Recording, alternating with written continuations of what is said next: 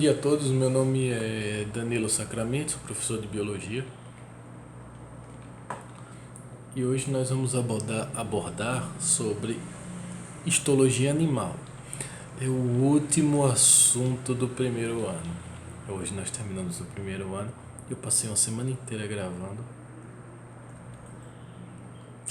Vamos lá.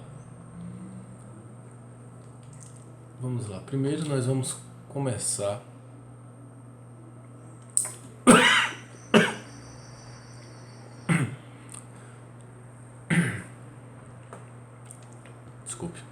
Vamos começar com o tecido epitelial, certo? Ou epitélio é o nome do tecido, que é um tecido aqui de revestimento. Você nota que a pele, certo? Entenda, o tecido é epitelial e a pele é um dos tecidos de revestimento do tecido epitelial. Entenda que o que nós estamos enxergando aqui é um tecido de revestimento externo.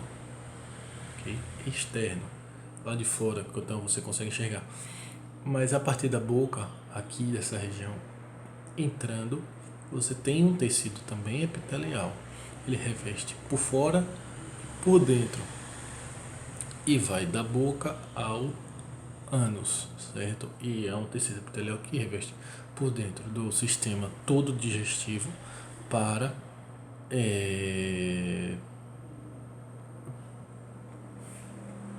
protegê-lo por dentro.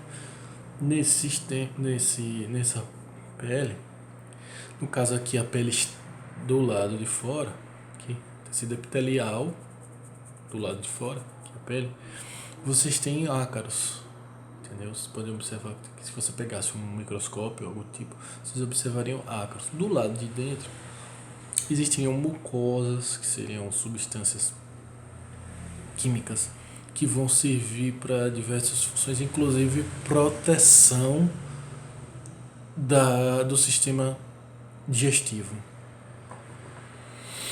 Certo. Como é que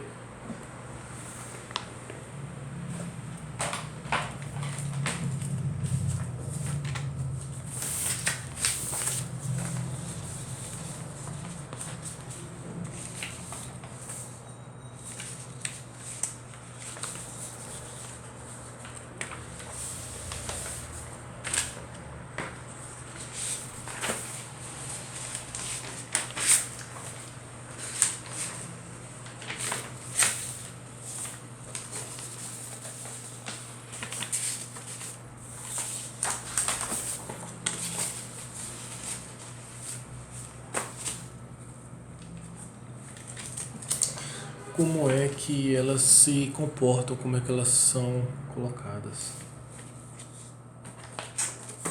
Vamos lá.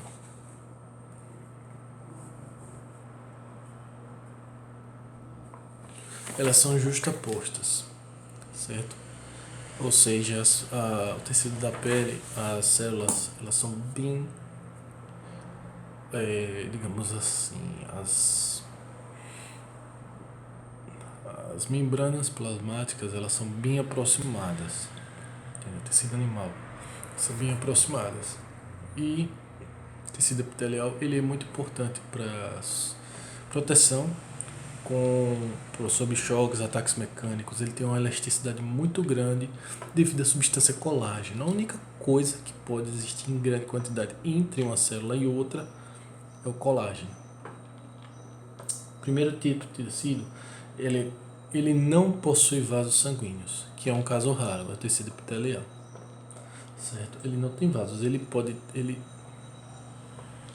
salvo raros casos de tecido epitelial, ele não possui vasos sanguíneos. Olha lá, a regra, não possui vasos sanguíneos, exceto alguns casos que não vamos citar aqui. O epitélio ele forma uma camada de lâmina própria, ou seja, você tem um tecido mais próximo do músculo, depois um tecido intermediário, depois outro tecido e por último isso que nós chamamos de pele. Entre esta e o epitélio há uma camada permeável acelular de proteínas, certo? E glicoproteína, chamada membrana basal. Então olha lá. Como eu tinha dito, você tem várias camadas. Existe a camada de pele e essa camada basal, certo? Ela é formada de uma dessas camadas com o nome de basal, formada de proteína e glicoproteína. Daqui a pouco eu vou desenhar direitinho e vou mostrar para vocês a disposição dela comparado a ossos, músculos e outros tecidos. Esse é o tecido epitelial do revestimento interno e externo. É a região milítrofe entre o organismo vivo e seu ambiente. Certo?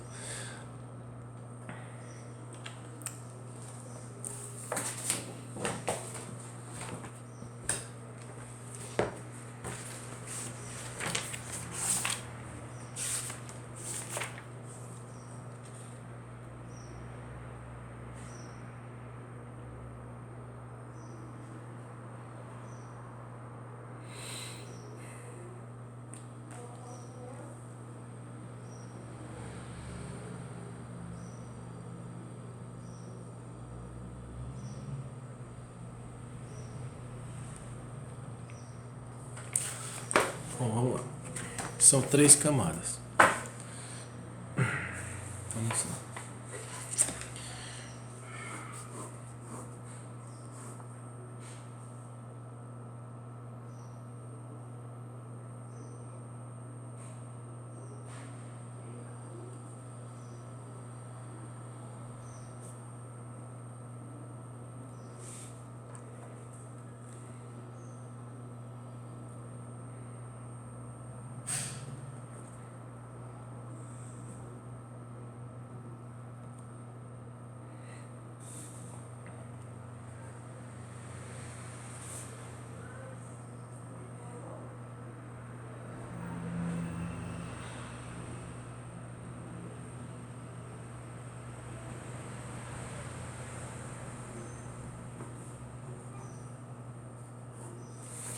Vamos lá.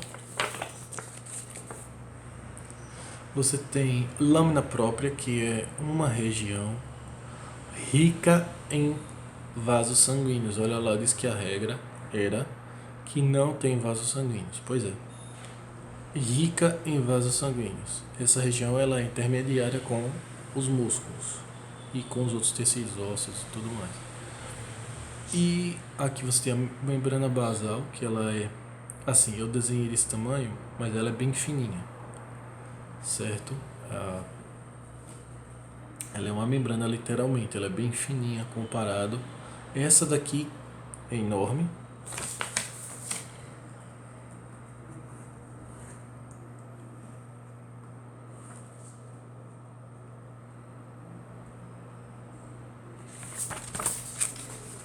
Esse desenho daqui já explica melhor. Lâmina própria, basal, que é a lâmina fininha, e o tecido epitelial, entendeu?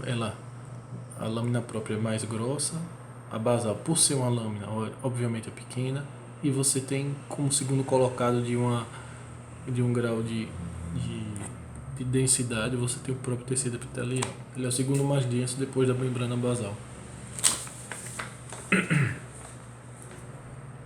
Na membrana basal, você tem, depois da lâmina própria, você tem lâmina própria, mais denso, depois epitélio e por último membrana basal. Na membrana basal, você não tem nada, exceto, você somente glicoproteínas e proteínas, certo? Fora isso, você não tem mais nada.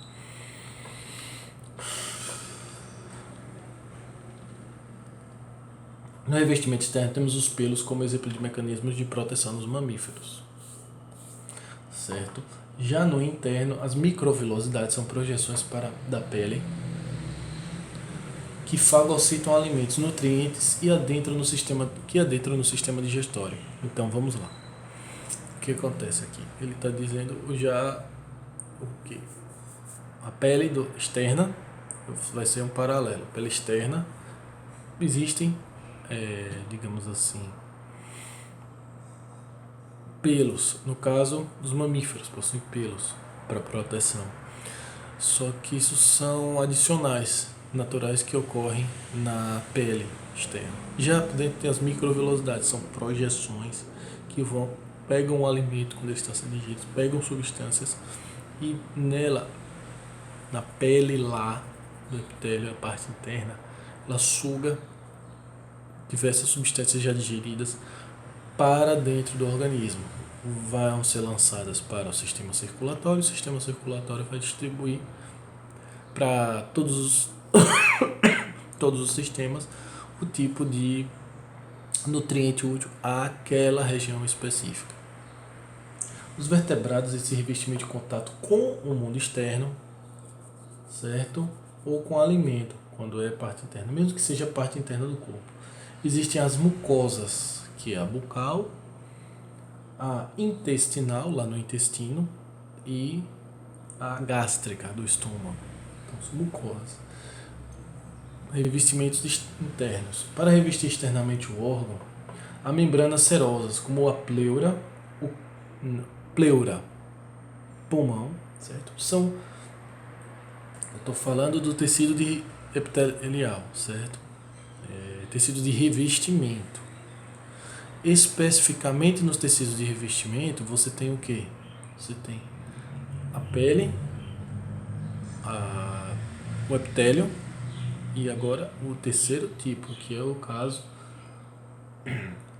de conformações específicas que existem em cima dos órgãos. Cada órgão ele precisa meio que de um meio de proteção, que ele é frágil. Então, o pulmão tem a pleura, o coração tem o pericárdio e os órgãos abdominais têm o peritônio. São órgãos de revestimento, são parentes do tecido epitelial. Eles estão dentro do grupo tecido epitelial. É como se o tecido epitelial, o tecido epitelial fosse gênero e esses grupos de tecidos fossem espécies. Pele, propriamente dita, as mucosas com o revestimento interno, certo? O epitélio interno e os revestimentos dos órgãos. São 3 grupos. Pele,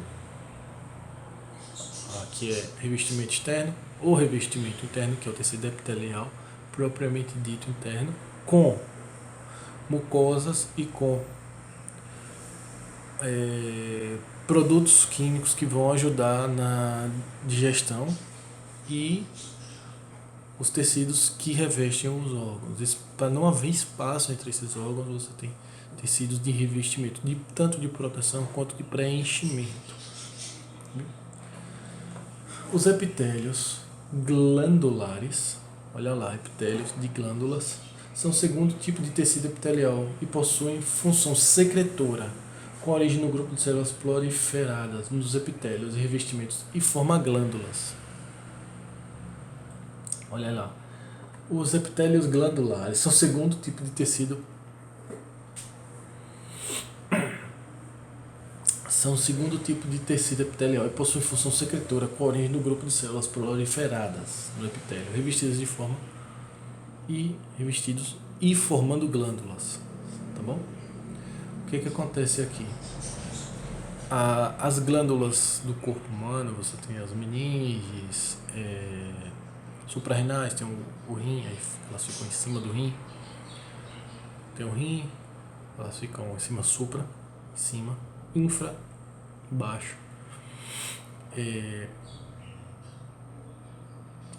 Existem epitélios de proteção. Então, esses epitélios de proteção ajudam, esse tecido epitelial ele ajuda a glândula secretora a lançar. Essa glândula secretora é um grupo de células específicas que produzem o mesmo tipo, seja um grupo de substâncias.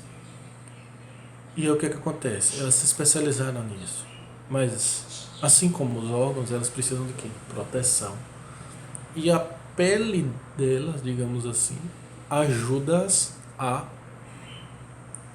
secretar esses compostos. Segundo tecido agora, tecido conjuntivo. Eles possuem uma enorme variabilidade de substâncias entre as células deles, ou seja, substâncias intercelulares.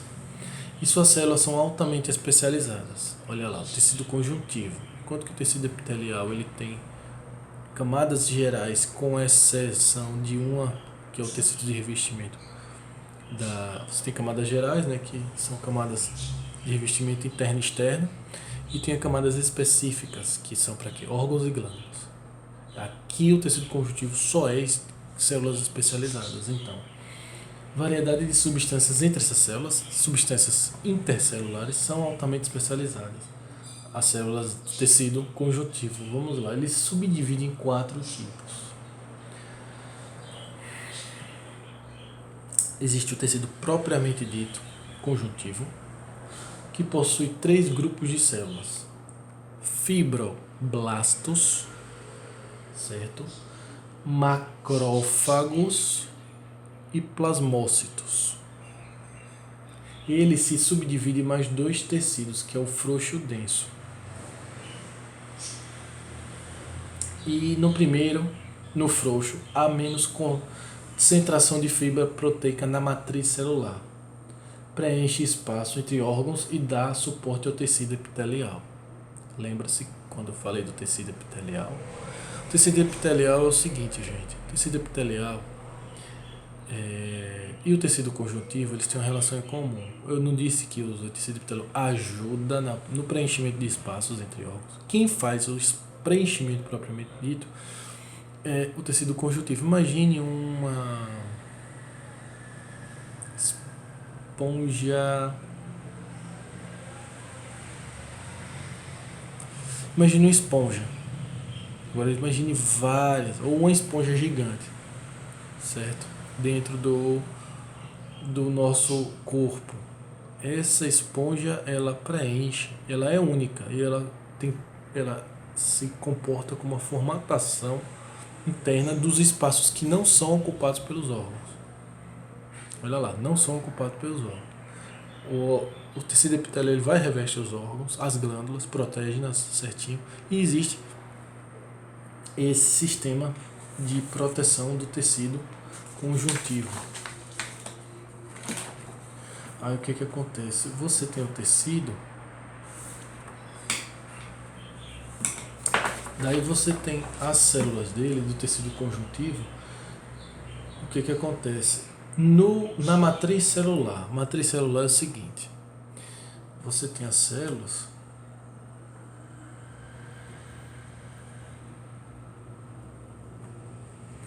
você tem o tecido propriamente dito, você tem as células. Dentre os tecidos, entre um tecido e outro, nas células, você tem espaços, certo? Do próprio tecido conjuntivo. O tecido conjuntivo é revestido de espaços vazios que não são ocupados por órgãos, e dentro do tecido conjuntivo você tem a matriz celular.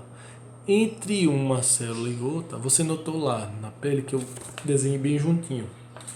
Aqui está separado porque existe uma grande quantidade de substâncias, certo? Que existe entre uma célula do tecido conjuntivo. Aí o que acontece? Quando vai cair na prova, você vai ver meio que uma célula esticada no canto, aí um monte de coisa colorida, depois outra célula esticada no outro, separada, você já se liga e ali, opa, tecido conjuntivo. Quase 20 minutos, nossa.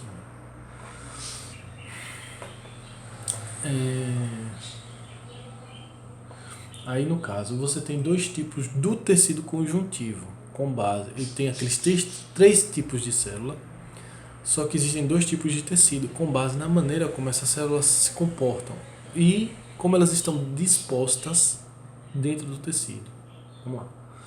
No tecido frouxo, a lógica é a seguinte: ocorre concentração de fibra proteica, fibras, proteínas, na matriz celular. Matriz celular é aquele espaço que eu desenhei que fica entre as células. Então, tem muita fibra e proteína ali.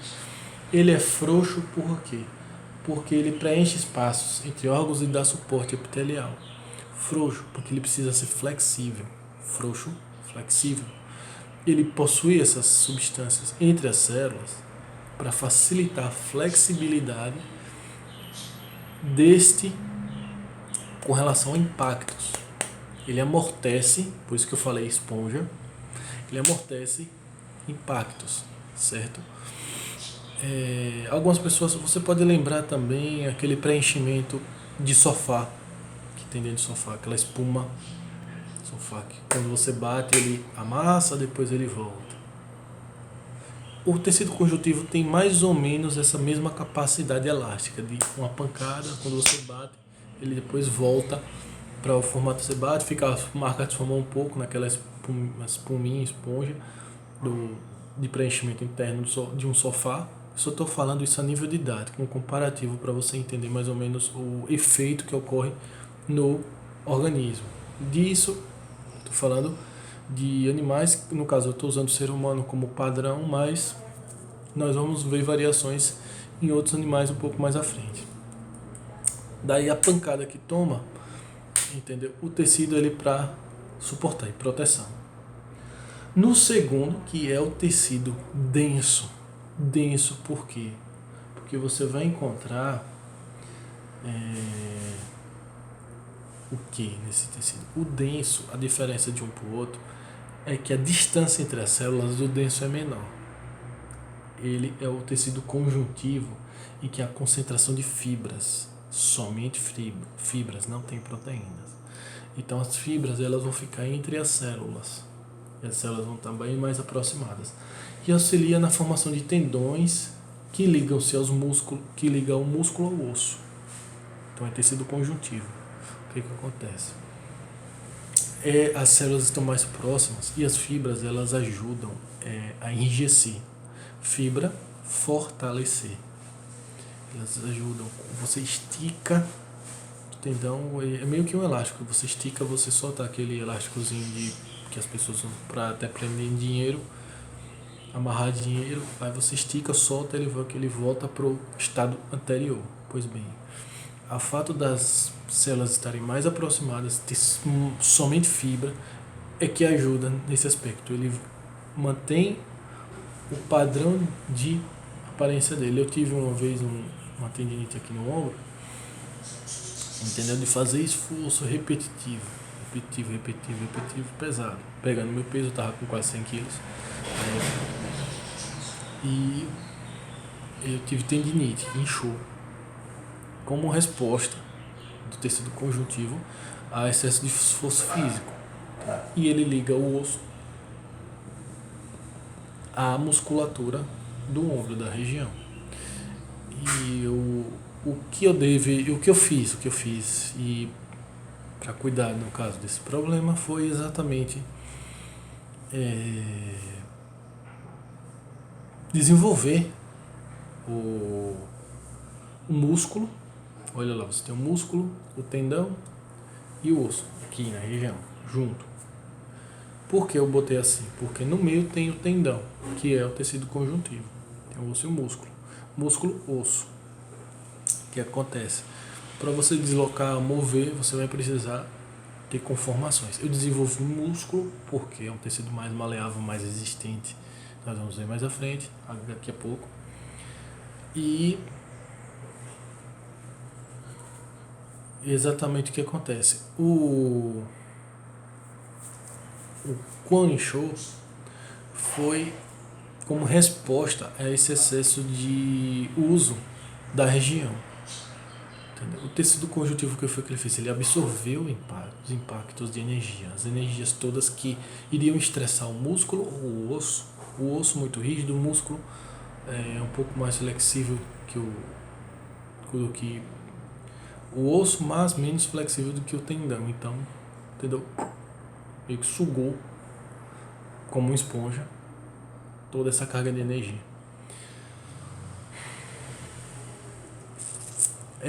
Nós vamos ficar por aqui. Na próxima aula eu dou continuidade ao assunto.